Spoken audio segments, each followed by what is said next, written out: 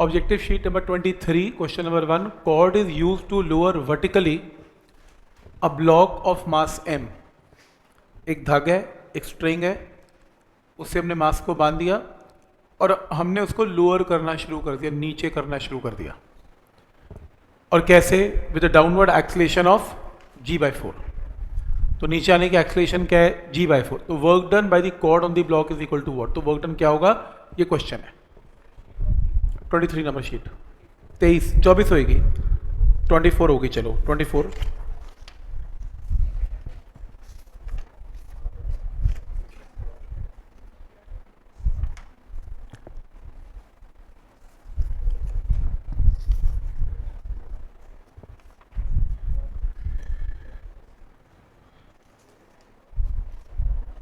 Try करो इसे.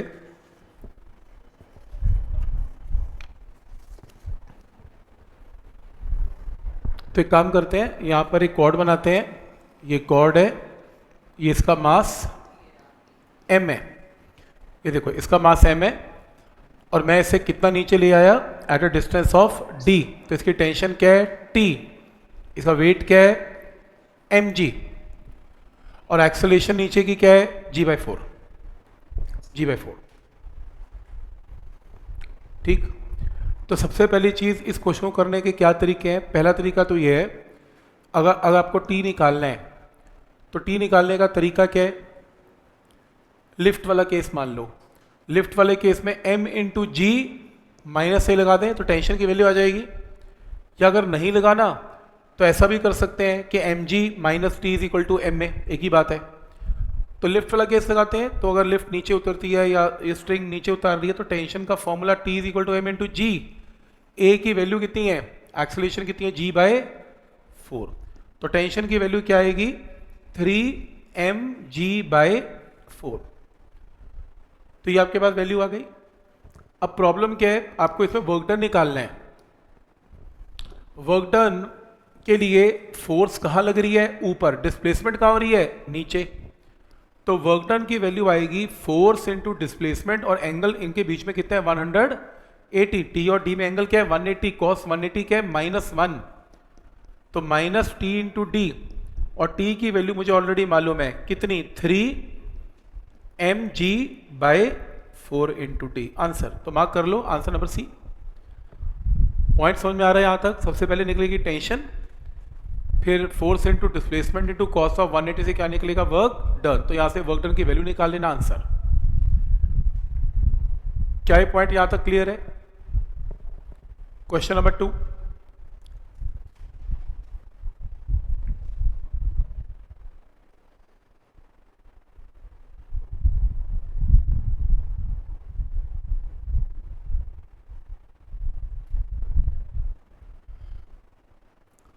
यहां तक क्लियर है? ठीक. Question number 2. कितने लोगों का आंसर आया है? करो.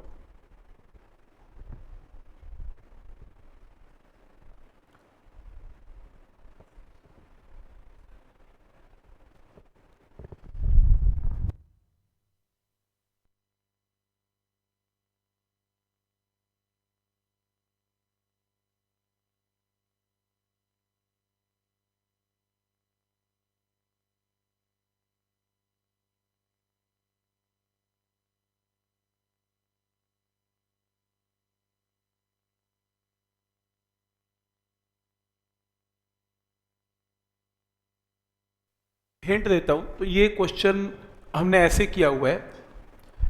चेन वाला क्वेश्चन क्या हुआ? ये वही चेन वाला क्वेश्चन है जिसमें क्या पॉइंट है? पॉइंट ये है कि अगर मान लो एक रॉड है, चेन से पहले एक रॉड है. हमने क्वेश्चन किया हुआ है, अगर एक ग्राउंड पे रॉड पड़ी हुई है, इसकी जो लेंथ है वो L है और मास m है. अब मास जो है वो हर तरफ डिस्ट्रीब्यूटेड है, ऊपर भी है, नीचे भी है, ऊपर भी है, नीचे भी है, एंड सो ऑन. तो इसके अंदर हम ये मानते हैं कि मास हर जगह यूनिफॉर्मली डिस्ट्रीब्यूटेड है. तो मानना ये जाता है कि मास कहां पर है? At centre. तो मास की वैल्यू कहां पर पड़ी हुई है? At centre. और इस पॉइंट को क्या बोलते हैं? Centre of mass. अब ये सेंटर ऑफ मास की जो डिस्टेंस है ग्राउंड से वो कितना है? L/2. और जब मैं बात करता हूं सेंटर ऑफ मास की, तो ये मानता हूं कि सारा का सारा मास इसके सेंटर पे पड़ा हुआ है और कहीं नहीं पड़ा हुआ. तो इसमें पोटेंशियल एनर्जी की वैल्यू क्या बनेगी बोलो, m इंटू जी इंटू कितना, L/2। तो एम जी एल की जगह m into G into L/2 is the answer. याद आ रहा है, ऐसा किया था। फिर मैंने सेम कॉन्सेप्ट लगाया था टेबल पे पड़ी हुई चेन के ऊपर। तो मान लो ये चेन पड़ी हुई है, याद आ रहा होगा ऐसा क्वेश्चन। और मैंने सेम क्वेश्चन करवाया था कि मान लो चेन की लेंथ अभी L/6 नीचे है, चेन का लेंथ L है, मास m है। तो चेन जो है इसका जो मास है L/6 लेंथ का मास कितना है, m/6, जो कहाँ पर पड़ा होगा, इसके सेंटर ऑफ मास पे पड़ा होगा। तो इसका मास सेंटर ऑफ मास पे है, तो जिसकी डिस्टेंस की वैल्यू यहाँ से कितनी है, L/12, क्योंकि सेंटर ऑफ मास सेंटर पे है, क्योंकि चेन का मास भी यूनिफॉर्मली डिस्ट्रीब्यूटेड है। तो हम कहाँ लेते हैं, सेंटर ऑफ मास पे, जिसकी हाइट क्या है, L/12। पोटेंशियल एनर्जी की वैल्यू क्या आएगी, m/6 mass into G into L/12, या अमाउंट ऑफ पोटेंशियल एनर्जी या वर्क डन। वर्क डन की वैल्यू क्या आएगी, इस चेन को उठा के ऊपर रखना है, तो आपको इंक्रीज इन पोटेंशियल एनर्जी निकालनी है। तो m/6 मास इंटू जी और हाइट की जगह L/12, ये आंसर है। क्या ये पॉइंट यहां तक क्लियर है? मेरा जो क्वेश्चन है वो बिल्कुल मिलता जुलता है। आगे आंसर किया ट्राई। तो मेरा क्वेश्चन है, सेम क्वेश्चन है, uniform rope of density D, linear density D। एक बात बताओ, ये लीनियर डेंसिटी D क्या होती है, ये क्या होती है, वैल्यू बोलो इसकी, फॉर्मूला बोलो इसका। D मतलब लीनियर मास, लीनियर डेंसिटी क्या है, m/L, राइट। देखो जो हम डेंसिटी पढ़ते हैं ना, हम छोटी क्लास में डेंसिटी पढ़ते आए हैं, वो पता है कौन सी डेंसिटी होती है, वो वॉल्यूम डेंसिटी होती है, क्योंकि मास को किससे डिवाइड किया जाता है, वॉल्यूम से। लेकिन जब वर्ड क्या आ जाए, लीनियर मास डेंसिटी या लीनियर डेंसिटी, बात एक ही है। इसका मतलब लीनियर का मतलब होता है लेंथ वाइज, तो मास डिवाइडेड बाय क्या होगा, लेंथ। क्या स्टेप यहां तक क्लियर है? तो लीनियर मास डेंसिटी या लीनियर डेंसिटी का मतलब मास बाय वॉल्यूम नहीं होता, मास बाय लेंथ है। क्या पॉइंट यहां तक क्लियर है? तो इसके अंदर लीनियर डेंसिटी डी पता है, डी का मतलब फिर से बोल रहा हूं क्या है, मास पर यूनिट लेंथ। ये क्वेश्चन में डी गिवन है। तो कह रहे हैं हैंगिंग फ्रॉम द टेबल, ये टेबल है, ये चेन है ऐसे, work done in pulling the rope on the table. तो कह रहे हैं लेंथ L हैंग कर रही है, ये लेंथ क्या है, L जो हैंग कर रही है। आपको क्या करना है, आपको टेबल से इसको ऊपर उठाना है। तो हम ये मानते हैं कि सारा का सारा मास कहां पर पड़ा होगा, सेंटर ऑफ मास पे। मान लो इसका मास क्या है, m, इमेजिन कर लो, m गिवन नहीं है पर चलो m मान लो। और आपने इस मास को कितने डिस्टेंस ऊपर लेके जाना है, L/2। तो आपको वर्क डन कितना करना पड़ेगा, m into G into L/2। क्या स्टेप क्लियर है यहां तक? मेरे को ये वक्त देखो, लटकती हुई जो चेन है उसका मास अगर m है, तो m सेंटर ऑफ मास पे मान लिया, m into G into height क्या कवर करनी है, सेंटर ऑफ मास में यहां से यहां जाना है, तो हाइट कितनी कवर कर रही है, L/2। अब अपने को क्या चाहिए, मास चाहिए। और मास मैंने आपको निकालना सिखाया, क्रॉस मल्टीप्लाई कर दो। डेंसिटी की फॉर्म में मास है d इंटू कितना, लेंथ। तो यहां पर क्या आएगा, d को किससे मल्टीप्लाई करें, लेंथ से। तो मास आ गया, तो यहां पर पुट कर देते हैं। तो work done is equal to d into length into G into L/2।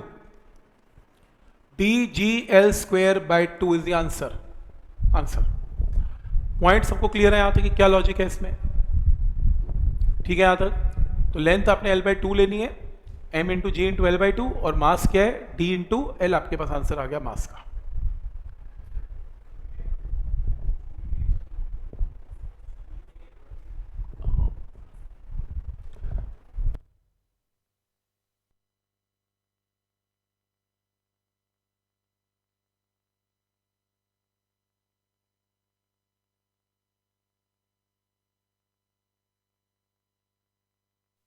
कैसे करना है इसमें, कोई डाउट इसमें?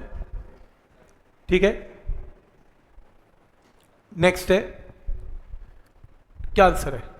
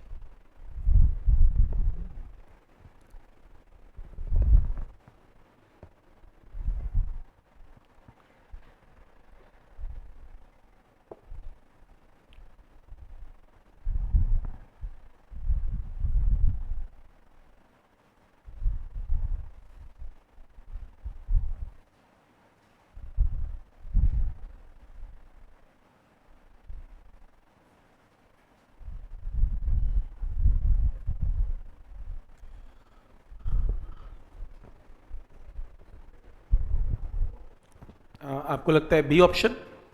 मेरे को नहीं लगता बी ऑप्शन नहीं है। क्या लगता है, A option, B option, A option? निकालना क्या है तो बता दो। Kinetic energy half M we square, kinetic energy half M we square निकालना है। उसने क्या बोला, ये छोटा सा क्या लिखा हुआ है, रेट का मतलब kinetic energy per unit time. Rate का मतलब डिनोमिनेटर में टाइम भी आएगा, तो क्या बनेगा फॉर्मूला बोलो। तो मुझे क्या निकालना है, kinetic energy per unit time. Kinetic energy क्या होती है, half M we square divided by time.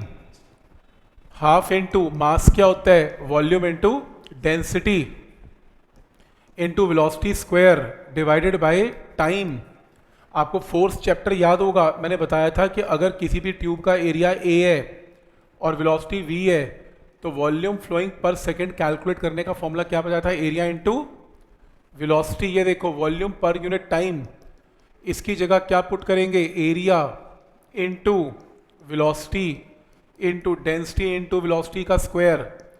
तो half into area for a, velocity into velocity क्या बनेगी, वेलोसिटी का क्यूब। आंसर ये आएगा आंसर। पॉइंट समझ में आ रहा है यहां तक, क्योंकि mass upon time is area into velocity, यहां से आंसर आएगा।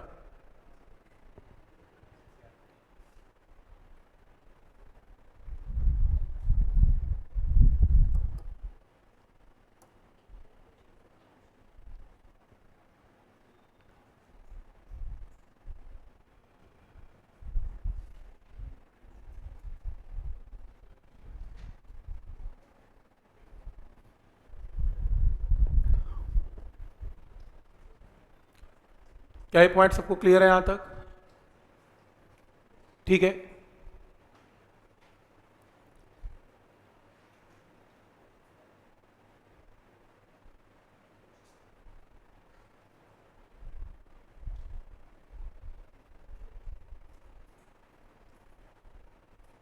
ठीक है।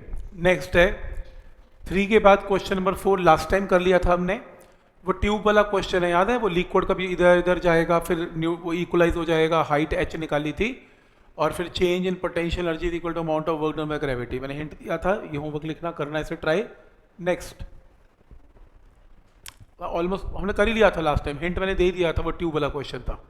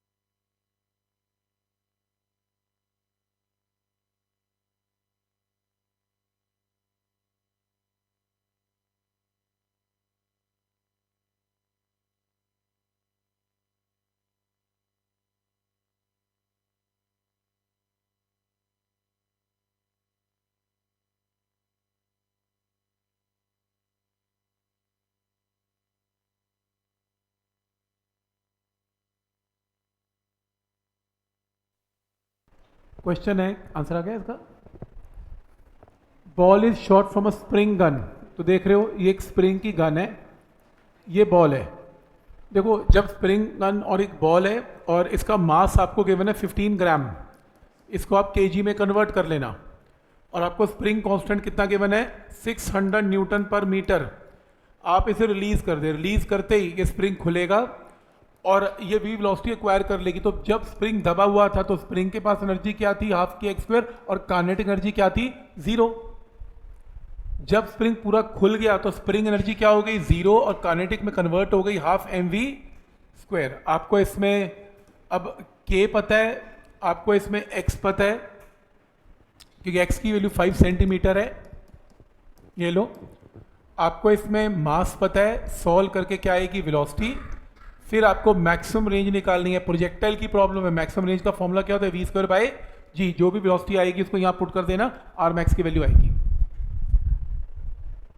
ये half K X square is equal to half M we square से वी आएगा, फिर वी स्क्वायर बाई जी से आंसर आएगा।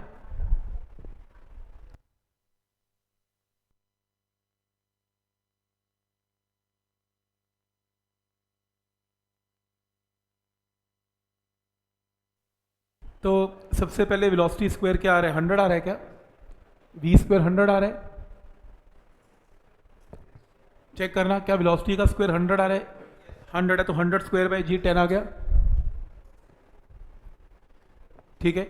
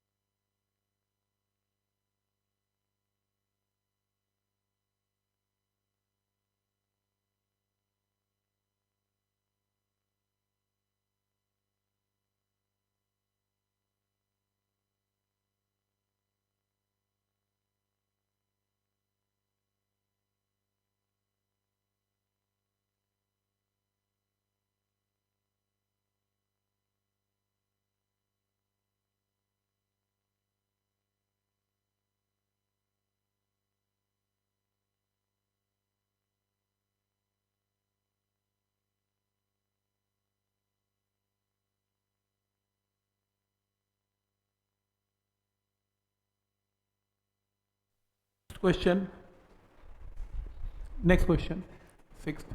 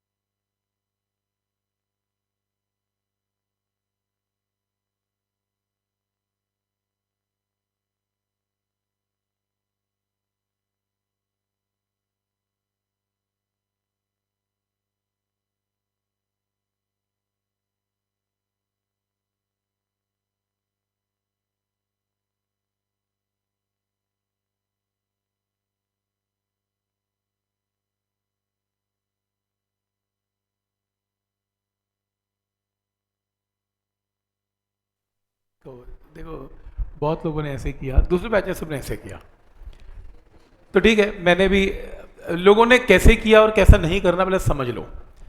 कोई भी स्टूडेंट ऐसे ही करना पसंद करेगा, वो कहेगा कि एक फोर्स वेक्टर मुझे क्वेश्चन में गिवन है एफ वेक्टर, सही है। वो कह रहा है एक work done by this force is zero. अगर ये फोर्स लगती है, किस पे लगती है, एक पार्टिकल पे लगती है, और वो पार्टिकल मूव कैसे करता है, ऐसे मूव करता है, स्ट्रेट लाइन की इक्वेशन दे रहा है वो आपको। तो इस लाइन के ऊपर वो पार्टिकल मूव कर रहा है, तो एक बात तो पक्की है कि अगर इस लाइन पे पार्टिकल मूव कर रहा है तो फोर्स इस लाइन के साथ 90 डिग्री एंगल बनाने वाली है, क्योंकि वर्क डन एफ और एस का डॉट प्रोडक्ट क्या आएगा, जीरो, क्योंकि वर्क डन जीरो है। और वर्क डन जीरो का मतलब एफ वेक्टर और एस वेक्टर में एंगल क्या बनेगा, 90। तो काफी लोगों ने ऐसे किया, एफ वेक्टर उन्हें गिवन था, डिस्प्लेसमेंट वेक्टर को उन्होंने क्या किया, 3j कैप, वो कहते हैं 3j कैप प्लस के कितना, आई कैप इक्वल टू 5। ऐसा किया लोगों ने। फिर मैंने कहा आगे क्या, वो कहते हैं ये डिस्प्लेसमेंट वेक्टर बन गया हमारा। मैंने कहा ये कैसे है, चलो मान लिया फिर मैंने कहा क्या कहते हैं डॉट प्रोडक्ट ले लो। कैसे? आई को आई के साथ, जे को जे के साथ इक्वल टू 0 कर दो। भाई मैंने कहा ये 5 का क्या करोगे? और फिर जब मैंने कहा हाँ ठीक है ये भी सही है, अब वो मैथ्स की क्लास में जाते हैं, मैथ्स का टीचर बोलता है x plus 5 is equal to 5, वो बोलते हैं I cap plus J cap is equal to 5। Teacher पूछता है कि कहाँ पढ़ते हो? x आई कैप होता है, मतलब x की वैल्यू आई कैप है, y की वैल्यू जे कैप है। ये कौन सा मैथ है भाई? बिल्कुल गलत है। गलती से भी x को आई कैप नहीं पुट करना, ठीक है? अब मैं मानता हूँ ऐसा कुछ मिलेगा नहीं, बच्चा तुक्का तो मारेगा ही ना, कैसे तो कुछ करेगा ही, तो नहीं करना। x आई कैप नहीं होता, y जे कैप नहीं होता, x is a variable, y is a variable, I cap J cap तो यूनिट वेक्टर्स हैं, तो बिल्कुल लेना देना नहीं है इसका। तो ये तो काटा है, क्रॉस है। इसको करने के लिए सबसे पहले काम एक काम करना है, एक ना मैथ्स का रिजल्ट है, कोऑर्डिनेट ज्योमेट्री जिन्होंने किया हुआ है उनको रिजल्ट पता है। कौन सा? नहीं, उससे भी एक और रिजल्ट है, कोऑर्डिनेट ज्योमेट्री का रिजल्ट है। अगर आपको कोई भी दो लाइंस गिवन है, कोई भी दो लाइंस गिवन है जो आपस में क्या है 90 डिग्री पे है, तो ये जो लाइन है इसकी अगर मैं स्लोप निकाल लूं, स्लोप कोई भी दो लाइंस की स्लोप, बिल्कुल ठीक, स्लोप को लिखा जाता है मैथ्स में m1, और ऐसी इसकी भी कोई स्लोप आएगी, जो भी आएगी इसकी स्लोप को लिखा जाएगा m2, slope means tan theta. और अगर दो लाइंस आपस में परपेंडिकुलर है तो मैथ्स का रिजल्ट है इन दोनों का प्रोडक्ट स्लोप का क्या आएगा -1, ये मैथ्स का रूल है, ठीक है? तो अगर कोई भी दो वेक्टर्स, दो डायरेक्शंस, दो लाइंस आपस में 90 डिग्री पे हैं तो उनका स्लोप का प्रोडक्ट क्या आएगा -1, ये बात पक्की है, कोई डाउट है इसमें? तो मैं इसे शुरू करता हूं। मेरा रिजल्ट है, मुझे एफ वेक्टर गिवन है, मुझे फोर्स वेक्टर गिवन है, कितना? 2i कैप प्लस 3 जे कैप, 2i कैप प्लस 3 जे कैप, ये लो। तो मैंने किसी स्टूडेंट से पूछा फोर्स वेक्टर ड्रॉ करके दिखा, मुझे डायग्राम से दिखा, मुझे वेक्टर से मत दिखा। तो वो स्टूडेंट क्या करता है, वो कहता है देखो सर मैं ऐसा करता हूं, इमेजिन कर लेते हैं कि फोर्स के दो कंपोनेंट हैं, एक कंपोनेंट 2 है अलोंग एक्स एक्सिस दिख रहा है, और एक कंपोनेंट 3 है अलोंग वाई एक्सिस, ये भी दिख रहा है।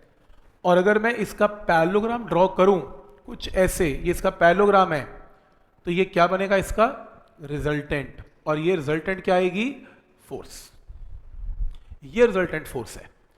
तो मैंने कहा रिजल्टेंट फोर्स की डायरेक्शन क्या है, कहता ये देखो डायरेक्शन के लिए सपोज एंगल क्या है थीटा, अगर ये 3 है तो ये 3 है, तो इस राइट एंगल ट्राइंगल से tan थीटा की वैल्यू क्या आएगी 3 डिवाइडेड बाय 2, 3/2।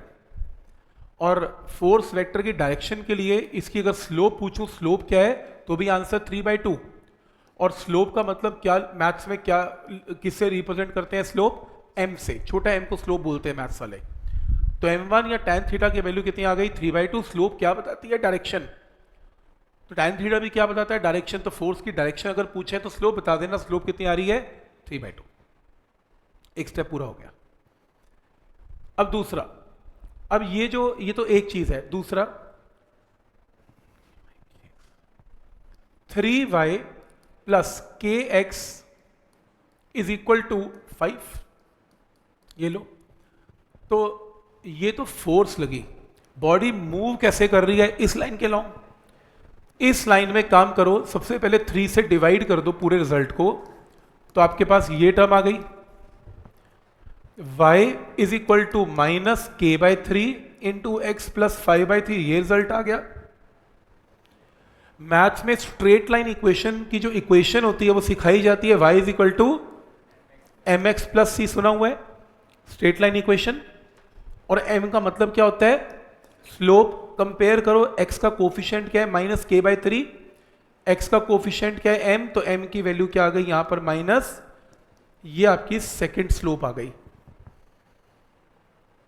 तो फोर्स की डायरेक्शन बताने के लिए ये स्लोप है, डिस्प्लेसमेंट की डायरेक्शन बताने के लिए ये स्लोप है। फोर्स एंड डिस्प्लेसमेंट के बीच में एंगल क्या बनेगा 90, ताकि वर्क डन क्या आएगा 0। तो मैंने आपको बताया कि दोनों स्लोप्स का प्रोडक्ट क्या आना चाहिए -1। तो m1 की जगह 3/2, m2 की जगह -k/3 इक्वल टू 1। चेक करना k कितना आ रहा है 2 की -2, हाँ 2।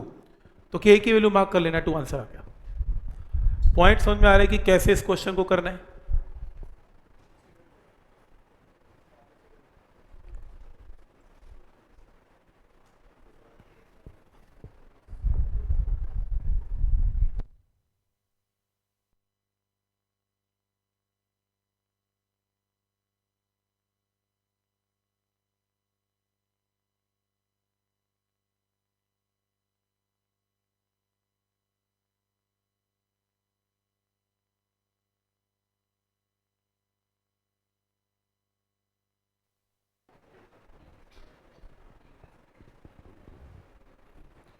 क्या ये पॉइंट सबको क्लियर है कि कैसे करना है? कोई डाउट इसमें?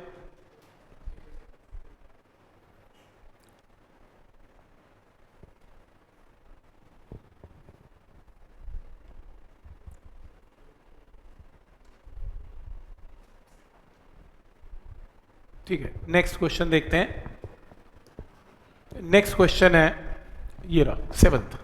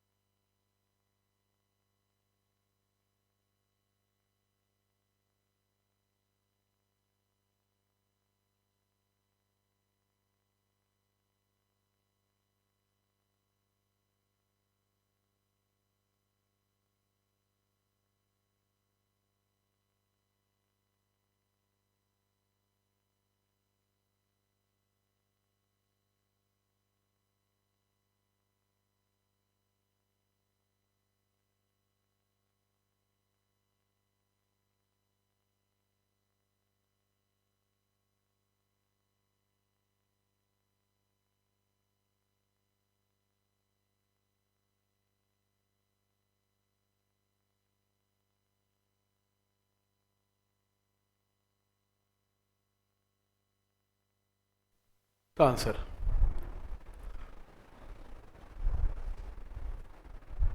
चलो पहले एक काम करते हैं, इसका कॉन्सेप्ट पकड़ते हैं, फिर आप इसका आंसर देना। क्या क्वेश्चन में क्या गिवन है? एक बॉडी की काइनेटिक एनर्जी क्या है? के। एक बॉडी की काइनेटिक एनर्जी के और रेडियस क्या है? आर। और ये बॉडी कैसे घूम रही है? इन सर्कल। ये सर्कल में घूम रही है। ये हॉरिजॉन्टल भी हो सकता है और वर्टिकल भी हो सकता है, पता नहीं। इस बॉडी की काइनेटिक एनर्जी डिस्प्लेसमेंट के साथ कैसे वेरी कर रही है? A S square. S for displacement है। क्या निकालना है आपको? Net force on the particle क्या है? मेरे को एक चीज बताओ, फोर्स क्या होती है? Mass into acceleration. तो एक बात तो पक्की, अपने को एक्सेलरेशन निकालने हैं। एक्सेलरेशन कौन सी एक्ट करेगी बोलो? ये बॉडी किस में घूम रही है? इन अ सर्कल। सर्कल में कौन सी एक्सेलरेशन है? सेंट्रीपिटल। आपने टेंजेंशियल बोला, आपने बोला टेंजेंशियल। टेंजेंशियल होगी या नहीं होगी? कब होती है टेंजेंशियल? सही। देखो, सर्कुलर मोशन अगर आप वापस चलें तो सर्कुलर मोशन में हमने एक रिजल्ट किया था कि अगर कोई भी बॉडी सर्कल में घूमती है और सर्कल में घूमती है तो हर हालत में एक एक्सेलरेशन तो उसके पास होगी ही, जिसका नाम क्या है? Centripetal acceleration. और एक और एक्सेलरेशन उसके पास होगी जिसका नाम क्या है? टेंजेंशियल। लेकिन ये तब होगी जब बॉडी की वेलोसिटी की वैल्यू भी क्या होगी? चेंज। अगर तो स्पीड चेंज नहीं होती फिर तो एक ही एक्सेलरेशन है, सेंट्रीपिटल, बात खत्म। पर अगर स्पीड चेंज होती है फिर दो एक्सेलरेशंस हैं, सेंट्रीपिटल भी है और टेंजेंशियल भी है। लेकिन डिपेंड करता है स्पीड चेंज हो रही है कि नहीं हो रही, वो तो क्वेश्चन पढ़ के पता लगेगा। तो इनमें अगर दोनों एग्जिस्ट करती हैं तो दोनों में एंगल क्या है? 90। Parallelogram law of vector addition से नेट एक्सेलरेशन निकलेगी, तो नेट एक्सेलरेशन बोलो इसका फॉर्मूला क्या होगा, under root of AC square plus AT square, ऐसे किया था। और फोर्स की वैल्यू क्या आ जाएगी ऐसे केस में, मास इनटू नेट एक्सेलरेशन, और फोर्स की वैल्यू जो आएगी वो आएगी m into under root of AC square plus AT square. लेकिन प्रॉब्लम ये है, कॉन्सेप्ट तो तब ये लगेगा अगर आपकी स्पीड भी क्या हो रही है, चेंज। अगर स्पीड नहीं चेंज हो रही फिर नहीं AT लगेगा, फिर तो हर जगह AT जीरो, फिर m इंटू AC बस। समझ में आ रहा है यहाँ तक, क्लियर है? तो अगर तो स्पीड चेंज हो गई फिर तो ये आंसर है, अगर नहीं हुई AT जीरो कर दो, m इंटू AC आंसर है। तो अब अगर मैं आपको AC और AT दे दूं, अब अगर स्पीड चेंज होगी तो AT आ जाएगा, नहीं होगी तो जीरो आ जाएगा। उस केस में फिर टोटल फोर्स की वैल्यू आएगी। अब एक बात बताओ, AC निकलता कैसे है? AC का फॉर्मूला बोलो, V स्क्वायर बाय R, और बोलो AT कैसे निकलता है? AT की वैल्यू क्या होती है? क्या तरीका है AT निकालने का? किसी भी क्वेश्चन में एक ही तरीका है, बोलो फॉर्मूला, एक ही तरीका है AT निकालने का, और कोई तरीका ही नहीं है।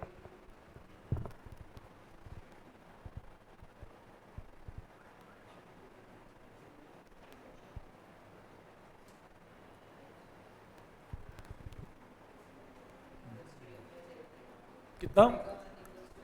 ओमेगा की तो बात ही नहीं की ना उसने, छोड़ दो। ओमेगा तो क्वेश्चन में मेंशन ही नहीं है। बोलो, गलती हो जाएगा उसमें, गलती बोलो, क्या फर्क पड़ता है?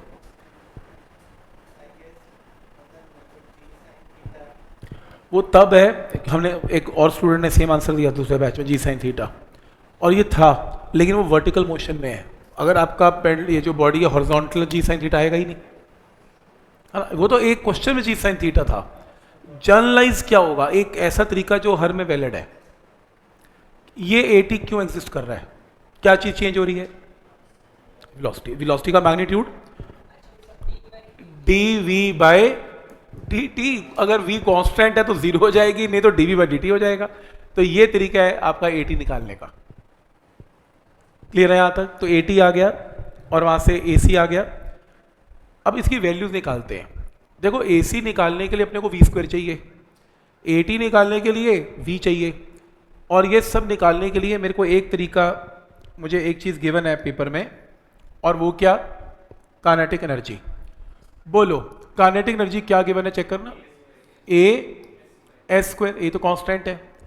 काइनेटिक एनर्जी होती क्या है? Half mv square is equal to A S square, cross multiply करो, v square is equal to A S square by mass. ये क्या आ गया? v square. v स्क्वायर आ गया तो समझो आपके पास AC आ गया। AC क्या है? v square by radius. तो आपके पास v स्क्वायर की वैल्यू कितनी गिवन है? 2AS स्क्वायर बाय मास और रेडियस। लो, आधा आंसर आ गया आपके पास। क्या आ गया? सेंटीमीटर एक्सेलरेशन आ गई। कोई डाउट इसमें? पॉइंट समझ में आ रहा है यहां तक? एक आंसर आ गया, सेंटीमीटर एक्सेलरेशन आ गई। एक काम करो, AT निकाल दो। क्या करोगे AT के लिए? डिफरेंशिएट, वहां से v निकालोगे, dv बाई dt करोगे, चेक करना आंसर क्या आ रहा है। dv बाई dt करो, टेंजेंशियल एक्सेलरेशन आएगी, चेक करो। तो सॉल्व भी नहीं करना, तभी दिख रहा है। आ गया?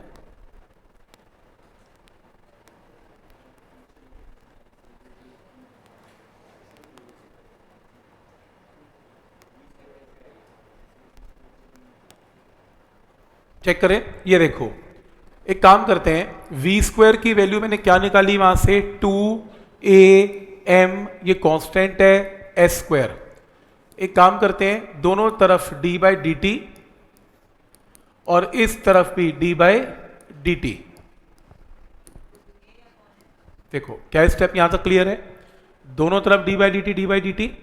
चलो इसकी डिफ्रेंसिएशन बोलो, 2v, आगे 2v, हाँ 2v into D by D T. D T by D T बात थोड़ा ना हुआ, D V by D T, 2 power पे हाथ रखोगे D V by D T भी तो आएगा। Equal to 2am constant S square की डिफ्रेंसिएशन बोलो, 2s D S by D T. S square की डिफ्रेंसिएशन में 2s D S by D T भी आएगा। डी एस बाई, एक काम करते हैं 2v, इसका मतलब तो बिल्कुल क्लियर है, कितना 80, तो 80 4a/m into S, D S by D T क्या होती है वेलोसिटी v, v से v क्या हो गया कैंसल, तो 80 की वैल्यू क्या आ गई 2as/m, 4 और 2 कैंसिल हो गए तो ये वैल्यू आ गई। अब 80 आ गया और वहां से AC भी आ गया, ठीक है। तो अब नेट एक्सेलरेशन मैंने बताई थी is equal to under root of AC square plus AT square, तो net acceleration will be equal to under root of AC कितना है 2as square by m times r का स्क्वायर प्लस AT कितना है, AT है 2as upon mass का square. Option में check कर लो साथ साथ, एक ही ऑप्शन अंडर रूट में, बाकी अंडर रूट में है भी नहीं, आंसर भी है। सॉल्व भी क्यों कर रहे हो, पता ही है AT और AC दोनों आएंगे। समझ में आ रहा है, इसमें से कॉमन निकाल लेना और अपना ऑप्शन मार्क कर लो क्या ऑप्शन है सही।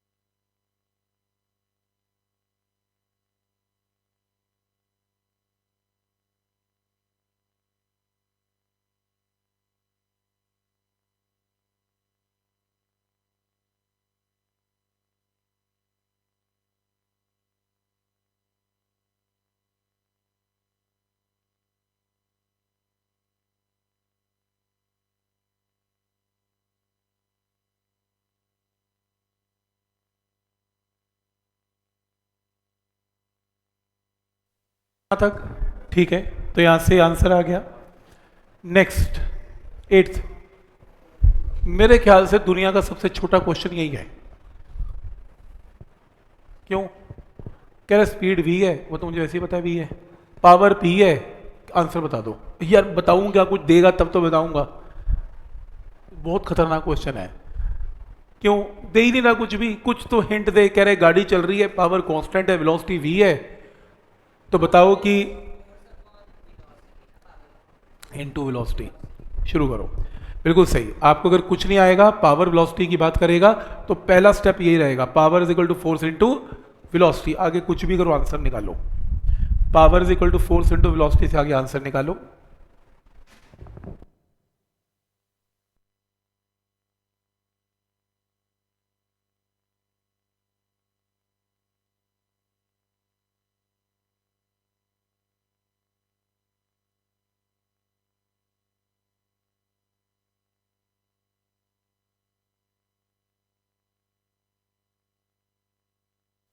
आऊंगा और मुझे समझ में नहीं आएगा तो मैं एक बार जरूर ट्राई मारूंगा, डायमेंशन फॉर्मूला यूज करूंगा जिसका आंसर LT माइनस मैंने वो आंसर है, सही है।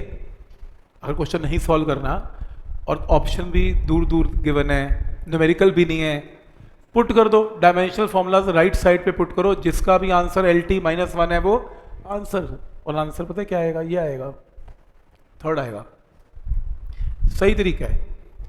और आप मानोगे कंपटीशन में एक आध क्वेश्चन तो पक्का मिले, एक आध से ज़्यादा मिलेगा, जिसे बहुत ऑप्शन एलिमिनेट हो जाती हैं सिर्फ डायमेंशन फॉर्मूला से। जरूर नज़र मारनी चाहिए डायमेंशन फॉर्मूला से, कई बार तो पूरा सॉल्व ही हो गया क्वेश्चन, कुछ करना ही नहीं है। पर चलो हम ऐसा करेंगे नहीं, हम एक्चुअल मेथड भी देख लें, पता लगे कुछ और ही पूछ लिया कल को।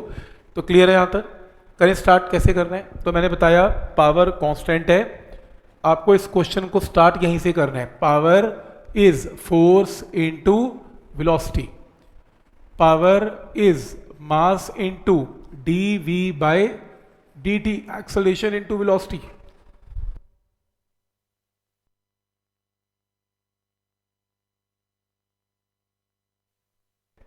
v और dv, यही काम करते हैं, एक और इसमें ऐसे करते हैं, इसमें v into D by D t is equal to power divided by mass, दोनों के दोनों कांस्टेंट है, सही। एक काम करते हैं, इसमें कि क्योंकि ऑप्शन में चेक करो टाइम नहीं आ रहा, ऑप्शन में एस या वी आ रहा है, एक काम करते हैं टाइम को एलिमिनेट करो। कैसे? डीएस से मल्टीप्लाई, डीएस से डिवाइड। टाइम को एलिमिनेट करने का तरीका ये है, डीएस से मल्टीप्लाई, डीएस से डिवाइड।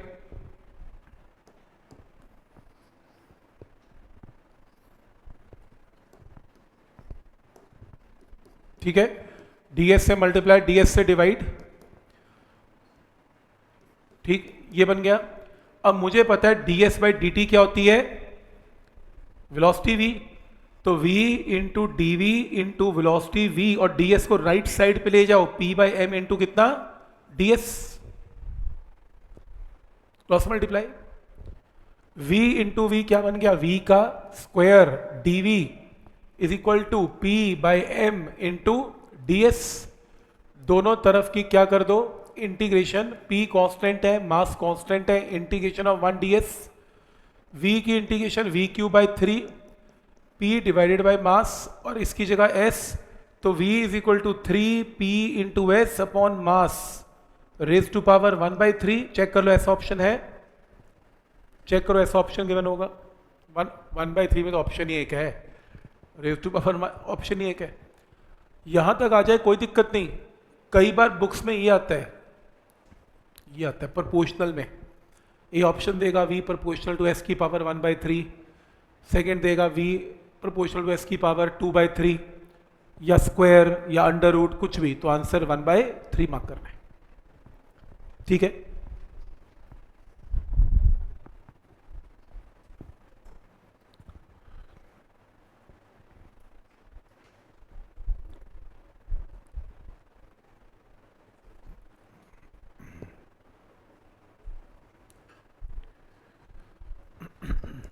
ठीक है।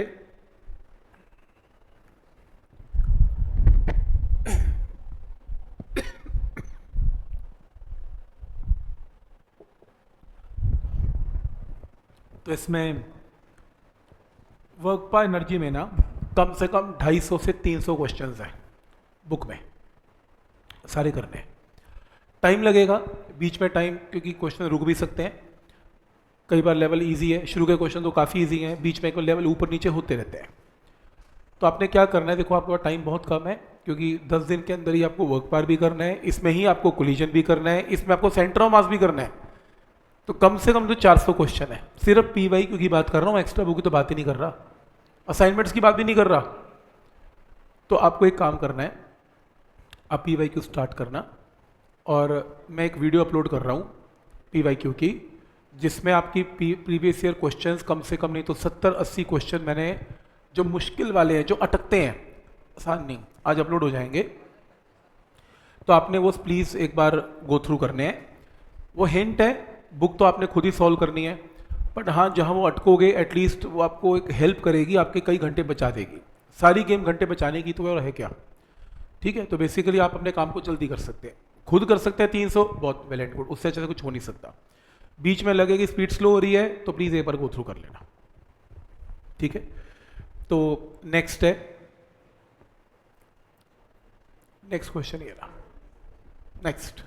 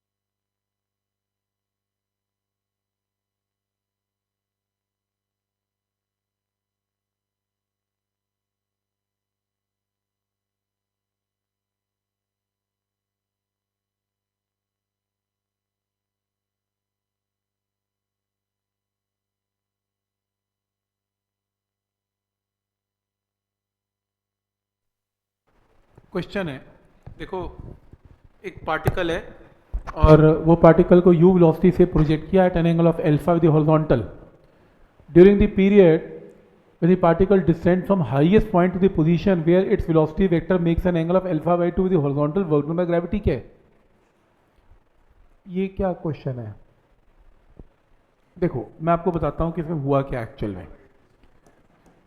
वो कह रहा है कि ये मान लो एक प्रोजेक्टाइल है, इस प्रोजेक्टाइल में ये प्रोजेक्टाइल प्रोजेक्ट हुआ एट एन एंगल ऑफ कितना?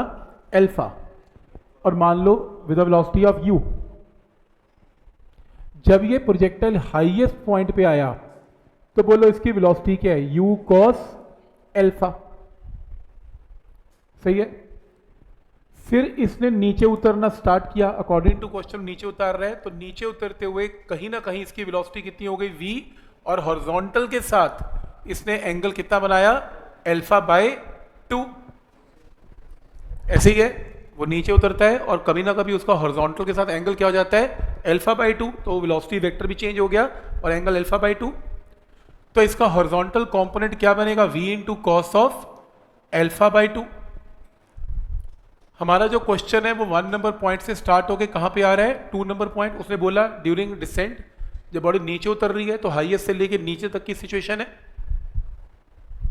ठीक है।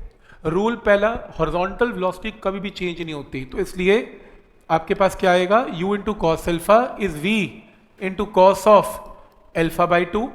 तो यहां से v की वैल्यू आ गई कितनी? u into cos of alpha divided by cos of alpha by 2। सबसे पहले v मिसिंग था, v गिवन नहीं था, हमने क्या निकाल लिया? v निकाल लिया पहले।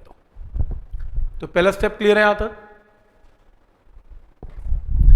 क्या निकालना है? What is work done by gravity? बोलो क्या करूं वर्क डन बाय ग्रेविटी में? वेलोसिटी का लेना देना क्या है वैसे उसमें?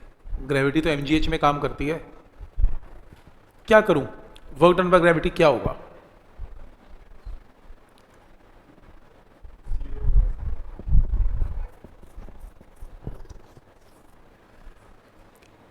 अच्छा ओके, जब वर्ड ग्रेविटी आता है और वर्क डन आता है, आपके माइंड में क्या फॉर्मूला आता है?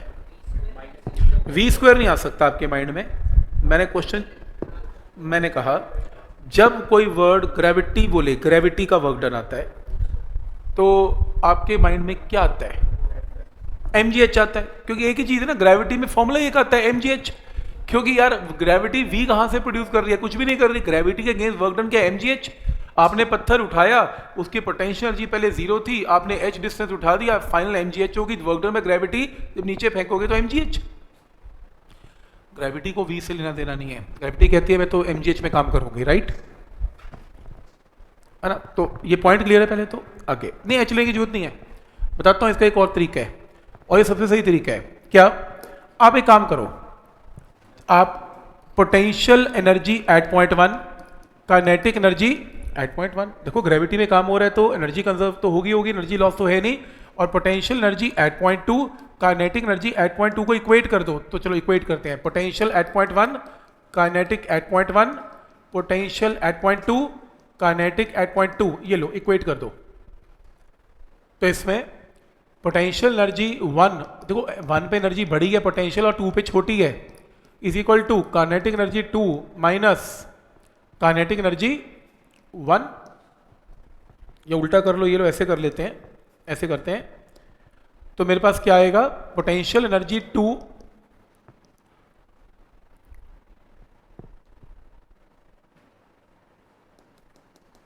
ये लो।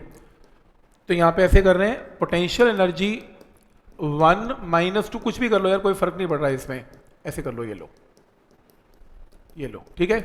ये क्या है? Change in potential energy. ये क्या है? Change in kinetic energy.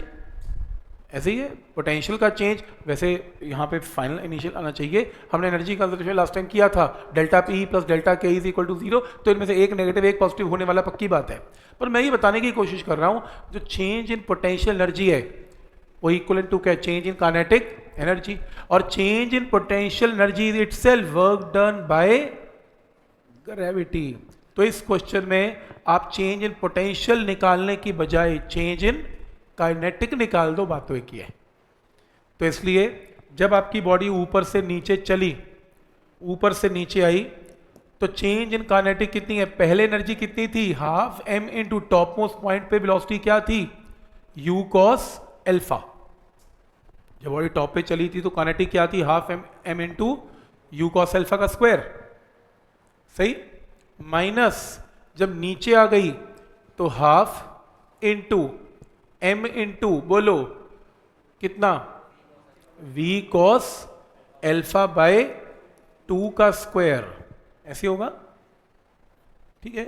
Initial put कर दी मैंने, हाफ एम इनटू, उल्टा कर लो, चाहे इसमें से इसे माइनस कर लो, फर्क कोई नहीं पड़ रहा उसमें, ठीक है। वो तो माइनस का फर्क पड़ेगा, उसमें कुछ भी ऑप्शन में माइनस गिवन नहीं है इसमें, तो इसमें ऐसे चलने तो कोई बात नहीं। तो इसमें मैंने ये वैल्यू पुट कर दी, इसका सिंप्लीफाई करते हैं, half M you square cos square alpha, half M we square cos square alpha by 2। जो आपने v निकाला था ना अभी v, उसको यहां पुट कर दो, तो क्या आएगा? Half M you square cos square alpha minus half m, बोलो v कितना था चेक करना, v बोलना, u cos alpha upon cos of alpha by 2 का square into cos square alpha by 2। Step clear है यहां तक? ठीक है, तो इसे सिंप्लीफाई करते हैं और सिंप्लीफाई करके आंसर निकालते हैं। चेक करना जरा, कितना? 0 आ रहा है? 0 तो नहीं आ रहा था,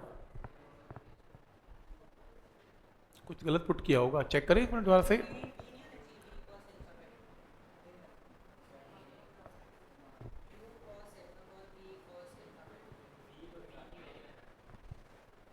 नहीं, ये तो मैंने v cos एल्फा पुट किया ना। ओ नहीं, ये गलती की, सुनो सुनो सुनो, बताता हूँ क्या गलती की मैंने। ये क्यों पुट किया? टोटल वेलोसिटी v पुट करनी चाहिए मुझे यार। काइनेटिक एनर्जी तो वेक्टर है ही नहीं, तो स्केलर है, तो स्केलर में कंपोनेंट थोड़ा लेंगे, स्केलर में तो फुल वेलोसिटी v लेंगे ना, और मैंने कंपोनेंट पुट कर दिया। जबकि मैंने देखो, हॉरिजॉन्टल काइनेटिक एनर्जी थोड़ी ना होती है, काइनेटिक एनर्जी तो टोटल ही होती है v, तो टोटल एनर्जी इनिशियल इतनी, टोटल एनर्जी फाइनल इतनी, अब सही है। तो अब पुट करते हैं, half into M into you square into cos square alpha minus half into M into, अब बोलना v क्या है? u into cos alpha by cos of alpha by 2 का होल स्क्वायर। तो half into M into you square cos square alpha, half into M into you square into cos square alpha by cos square alpha by 2। यहां से common निकाल लो, half M you square cos square alpha common, 1 minus 1 by cos square alpha by 2। यहां से half M you square cos square alpha, यहां पर क्या आएगा? Cos square alpha by 2 minus 1 divided by cos square alpha by 2। Minus common निकाल लो, half M you square cos square alpha, इसको क्या लिखेंगे? Sine square alpha by 2 divided by cos square alpha by 2। मैंने माइनस कॉमन निकाल लिया ना यहाँ से, तो 1 minus cos square alpha by 2 क्या? साइन स्क्वायर, और sine square by cos square क्या? टैन। यार एक ही ऑप्शन है टैन स्क्वायर में, चेक करना, जिसमें कॉस स्क्वायर और टैन स्क्वायर दोनों आ रहा है, ऑप्शन मार्क कर लो। माइनस साइन तो इसलिए है कि मैंने इनिशियल में से फाइनल माइनस कर दिया, आप फाइनल में से इनिशियल माइनस कर दो, एक ही बात है, क्योंकि इनिशियल एनर्जी थोड़ी है, नीचे आते आते फाइनल बड़ी होगी, तो मुझको माइनस करना चाहिए था फाइनल माइनस इनिशियल, मैंने कर दिया इनिशियल माइनस में, कोई फर्क नहीं पड़ता उससे, क्योंकि नेगेटिव साइन तो उसमें है ही नहीं है। बट समझ में आ रहा है कि क्या लॉजिक है? तो जो भी चेंज इन काइनेटिक एनर्जी है वही आपकी चेंज इन पोटेंशियल एनर्जी है, मैग्नीट्यूड तो बराबर ही होता है इनका, और वही वर्क डन बाय ग्रेविटी है। ठीक है यहां तक?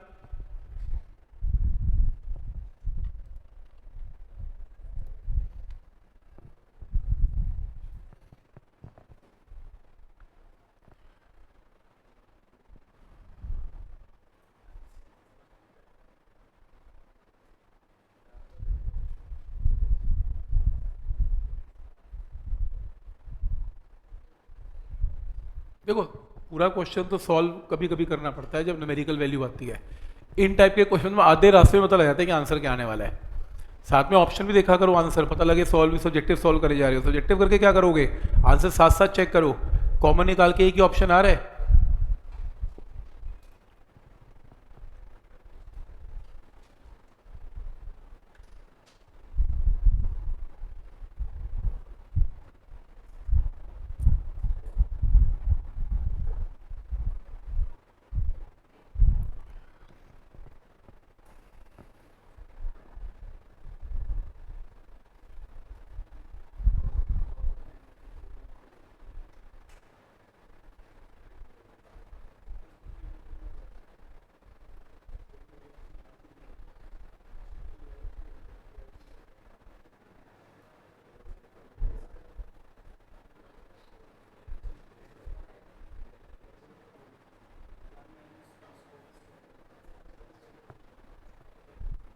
ठीक है, यहां तक मेथड क्लियर है, यहां तक कैसे करना है।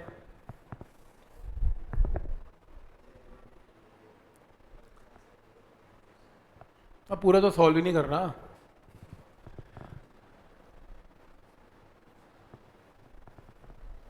ये लो 10th 2-3 बार आया हुआ है ये कंपटीशन में, इस टाइप की प्रॉब्लम बहुत आती है।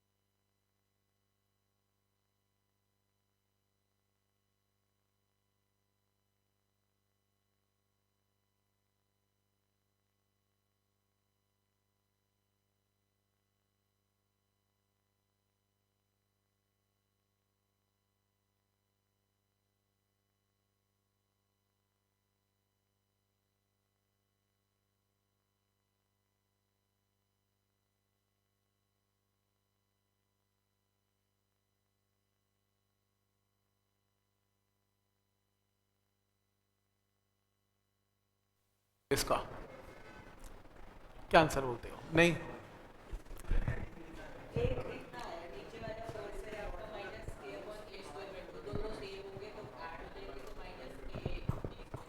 अपने तो ठीक कर रहे हो, लेकिन वो थोड़ा थोड़ा गलत ही हो जाएगा एंड में, बताता हूँ कैसे। पहले पहले एक काम करते हैं, एफ फैक्टर बोलो क्या है, माइनस के। देखो क्वेश्चन में गिवन है, जो एफ फैक्टर है उसकी वैल्यू कितनी गिवन है, माइनस के वाई इंटू कितना बोलो, वाई इंटू आई कैप, और एक्स इंटू कितना है, जे कैप। ये एफ फैक्टर गिवन है। नेक्स्ट, आपकी बॉडी कहां से कहां जा रही है बोलो, बॉडी जा रही है 0,0 से जाती हुई कहां पे जा रही है, चेक करो, A,0, और A,0 से कहां पे जा रही है, A,A। पॉइंट क्लियर है? तो पहले x में जा रही है, फिर y में जा रही है। हम एक काम करते हैं, हम पहले वर्क डन सिर्फ निकालेंगे x का, फिर वर्क डन निकालेंगे किसका, y का, और फिर दोनों वर्क डन को क्या करेंगे,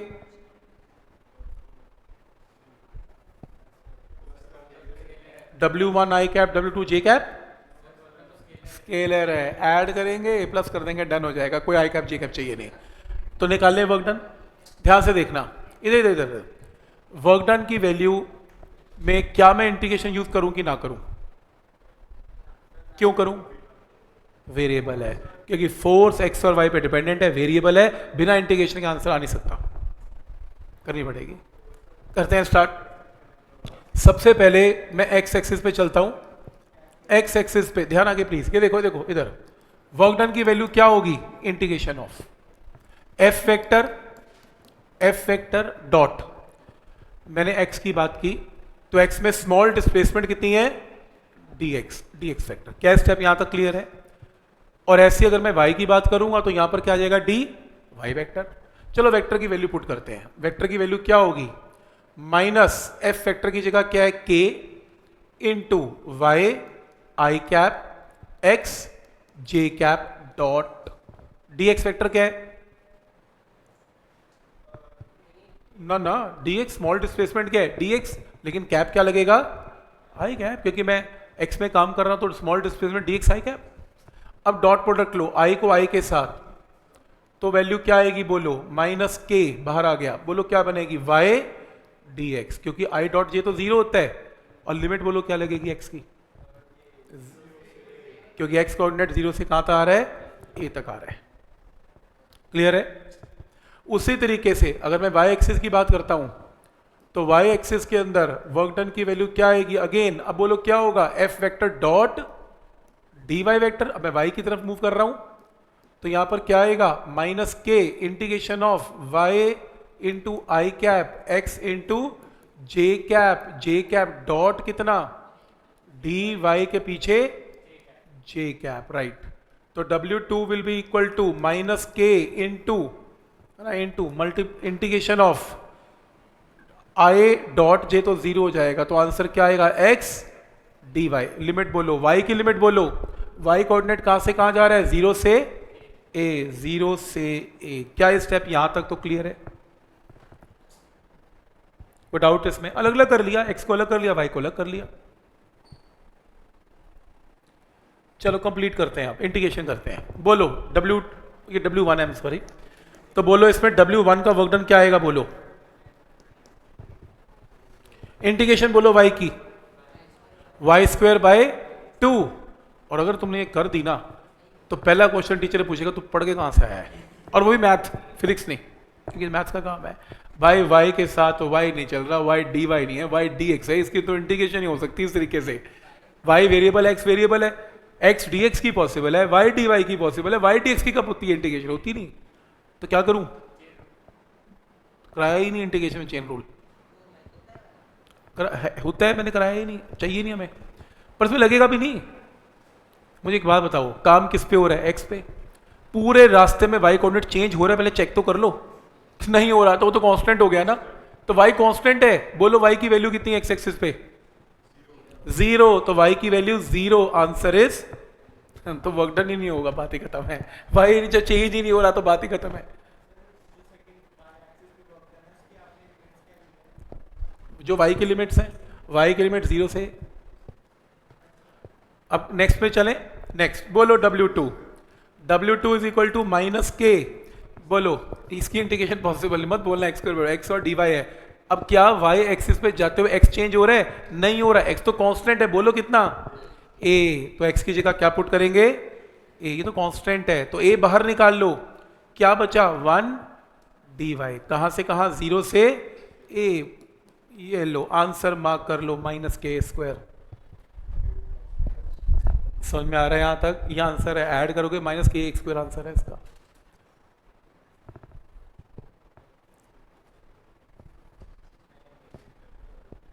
ठीक है, प्रैक्टिस से आएगा। कई लोग सोचते हैं ऐसे कैसे सोचेंगे, कुछ नहीं सोचेंगे। मेरी बात मानो, अगर तुम्हें कॉन्फिडेंस लेना है कुछ मत करो, सुन लो, कुछ नहीं करना।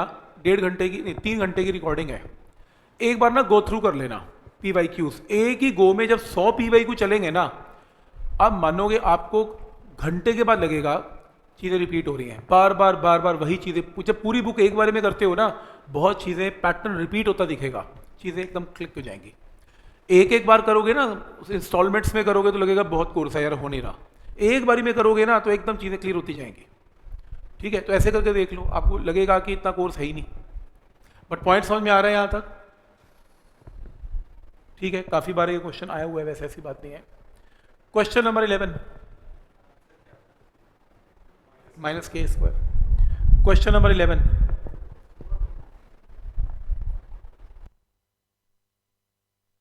और मैं सिर्फ वो क्वेश्चन करवा रहा हूं क्लास में जो अटक सकते हैं। बहुत आसान क्वेश्चन आए हैं कंपटीशन के अंदर, मैं वो नहीं करवा रहा। प्लीज देखो, मैं नहीं करवाना चाहता है F.dx कर दो, है ना, या फिर फोर्स इनटू डिस्प्लेसमेंट कर दो, मैं नहीं करवाऊंगा। देखो उतने आसान क्वेश्चन आप खुद करेंगे, है ना। हम टाइम वहां लगाएंगे जहां पर मुझे लगता है कि ये नई नई चीजें जो आपको बतानी पड़ेंगी, तो इसलिए असाइनमेंट थोड़ी स्लो चल रही है, क्योंकि चीजें थोड़ी थोड़ी इसमें नई नई ऐड होती जा रही हैं। पर सारे क्वेश्चन ऐसे नहीं है, बाकी नॉर्मल क्वेश्चन है।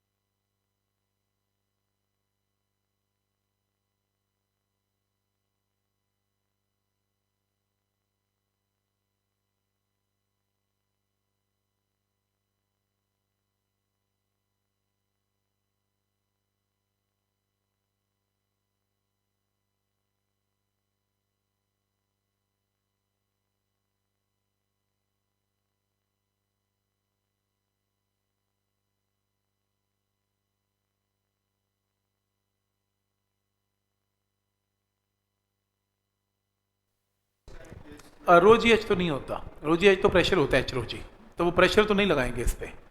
पहले कॉन्सेप्ट को समझते हैं। देखो, आर्किमिडीज प्रिंसिपल हमने लिक्विड्स के चैप्टर में करना है, अभी नहीं करना। मेरे को थोड़ी सी चीज़ें उसमें से चाहिए, 2 चीज़ें चाहिए, बता देता हूँ क्या चीज़ें। आपने +1 9th में किया होगा, ये एक बॉडी है, और अगर मैं इसको लिक्विड में डाल दूँ तो इसके 3 केस हैं, या तो ये डूब जाएगी, या ये ऊपर आ जाएगी, या फिर जहाँ है वहीं की वहीं रहेगी। सिंपल है। ऐसा क्यों होता है? मान लो ये बॉडी है, इसको कौन नीचे लेके आ रहा है? इसका वेट, इसको ऊपर कौन भेज रहा है? ऊपर की फोर्स, बॉयंट फोर्स, ऊपर की फोर्स। आर्किमिडीज ने ऊपर को बोला अप, फोर्स को बोला थ्रस्ट, जिसका नाम है अप थ्रस्ट। बॉयंट फोर्स या अप थ्रस्ट बोलते हैं यहां पर। तो ऊपर कौन लेके आएगा? Up thrust, right. Up thrust निकालने का फॉर्मूला हम आर्किमिडीज में करेंगे, लेकिन अभी नहीं करेंगे। अभी हम सिंपल क्या करेंगे, इसमें मान लो बॉडी की डेंसिटी रो है और वाटर की या लिक्विड की डेंसिटी ये रही। जब मैं बोलूंगा कि वेट निकाल लो, इस चैप्टर में या इस टॉपिक में लिक्विड में मास को लिखा जाता है वॉल्यूम इनटू डेंसिटी इनटू जी, ये तरीका है। तो बोलो वेट क्या आएगा? V इंटू डेंसिटी ऑफ क्या? बॉडी इंटू जी। तो वेट की वैल्यू क्या आएगी इसमें? जो वेट आएगा वो क्या आएगा? V into density of body into G. किसका वेट निकल रहा है? बॉडी का। किसका वेट निकल रहा है? बॉडी का। तो डेंसिटी किसकी? बॉडी की। तो वेट किसका? बॉडी का। डेंसिटी किसकी? बॉडी की। कोई डाउट इसमें? नेक्स्ट, जब हम अपथ्रस्ट निकालते हैं, देखो ये आपको याद करना पड़ेगा फॉर्मूला, क्योंकि ये चीज़ हम आर्कोनी से प्रूफ करेंगे। ये फॉर्मूला, एक फॉर्मूला है अपथ्रस्ट निकालने का, फॉर्मूला नोट कर लो। ये फॉर्मूला है ये वाला, ये तो mass volume into density. Upthrust निकालने का फॉर्मूला याद करना पड़ेगा। अगर बॉडी का वॉल्यूम v है, अपथ्रस्ट में इंपॉर्टेंट डेंसिटी किसकी यूज करते हैं? लिक्विड की, क्योंकि अपथ्रस्ट कौन लगा रहा है? लिक्विड। अपथ्रस्ट कौन लगा रहा है? लिक्विड। तो डेंसिटी किसकी? लिक्विड की। ये फॉर्मूला याद करना पड़ेगा, इसका प्रूफ आर्किमिडीज में आएगा। हाँ, वॉल्यूम दोनों में सेम है, वॉल्यूम दोनों में सेम है, वो कोई प्रॉब्लम नहीं है इसमें। क्या स्टेप यहां तक क्लियर है? चेक करो प्लीज। अब आपने सुना होगा एक बॉडी कब डूबती है, 9th क्लास में क्वेश्चन भी आता है स्कूल में। अगर बॉडी की डेंसिटी पानी की डेंसिटी से ज़्यादा हो जाए वो डूब जाती है, याद करते हैं। अब थोड़े बड़े हो गए, अगर बॉडी की डेंसिटी बड़ी हो गई, ये छोटी हो गई, तो ये फोर्स बड़ी हो गई, ये छोटी होगी, बॉडी डूब जाएगी। और अगर लिक्विड की डेंसिटी बड़ी हो गई, बॉडी की छोटी हो गई, तो ये बॉल ऊपर आ जाएगी। स्विमिंग पूल में प्लास्टिक की बॉल नीचे ले जाओ, ऊपर आ जाती है, तो ऊपर आ जाएगी। और अगर बराबर हो गई, तो जहां बॉल को छोड़ोगे ना वो ऊपर ना वो नीचे, कहीं नहीं जाएगी, वहीं रहेगी। समझ में आ रहा है यहां तक? कोई डाउट इसमें? ठीक है, मेरा क्वेश्चन है, क्वेश्चन में ये गिवन है जो हम कर रहे हैं, एक बॉल है, इस बॉल को आप h डिस्टेंस नीचे ले गए, h डिस्टेंस नीचे ले गए, वेलोसिटी इसकी 0 है, और आपको क्वेश्चन में गिवन है कि लिक्विड की डेंसिटी 3 रो है और बॉडी की डेंसिटी रो है। मुझे एक बात बताओ, लिक्विड की डेंसिटी कितनी है? 3 टाइम्स है। बहुत भारी लिक्विड की डेंसिटी बड़ी है, तो बॉल कहाँ आएगी? ऊपर, क्योंकि लिक्विड की डेंसिटी अपथ्रस्ट बड़ा हो जाएगा, और क्या होगा? इतनी ऊपर आएगी कि उछल के हवा में आ जाएगी। आपको यही तो बताना है कि ये बताओ कितनी ऊपर आ गई। आपको ये बताना है कि हाइट कवर्ड की वैल्यू h डैश इसमें क्या है, ये क्वेश्चन है। हाइट कवर h डैश क्या है? जब ये उछल के हवा में आएगी, हवा में पानी से निकलते हुए ऊपर आएगी। ये स्विमिंग पूल में खेलते नहीं बच्चे, नीचे बॉल ले जाते हैं, उछल के हवा में आती है, तो हाइट क्या कवर करेगी हवा में, ये बताओ h डैश। तो रूल नंबर 1, सबसे पहले इसके अंदर क्या एक्ट करेगा? इसका वेट। बोलो इसका वेट क्या है? वॉल्यूम, इसका वॉल्यूम v है, डेंसिटी इसकी रो है इंटू g, इसका वेट आ गया। क्या ये पॉइंट यहां तक क्लियर है? तो इसका volume into density into g। Next है अपथ्रस्ट। क्या है? अपथ्रस्ट है volume into density into g। क्या ये पॉइंट यहां तक क्लियर है?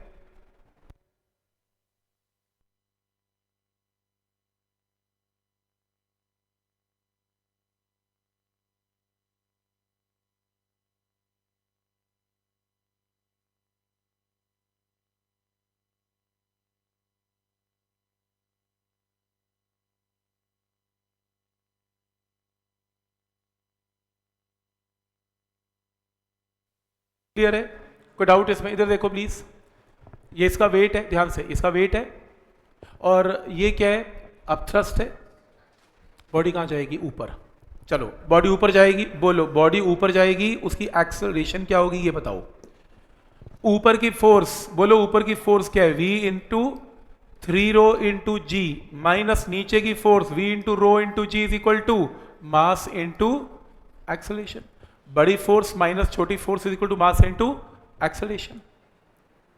अब इसके अंदर 3v rho g minus v rho g, मास का मतलब क्या है? Volume into density into acceleration.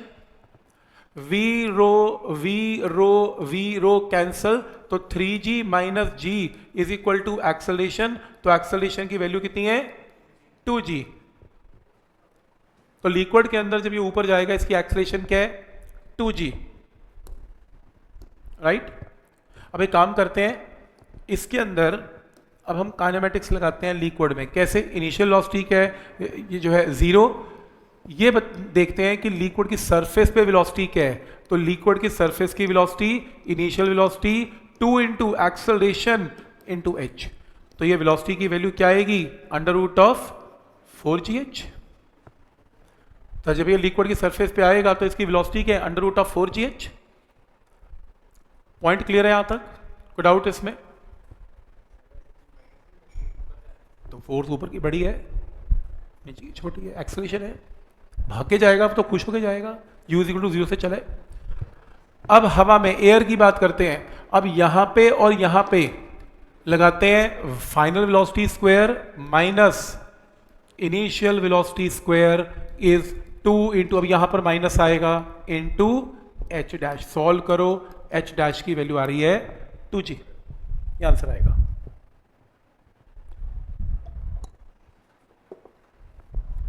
Point समझ में आ रहा है यहां तक कि क्या लॉजिक है इसमें?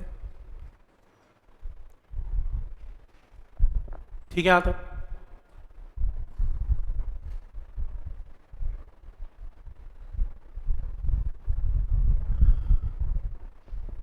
सही।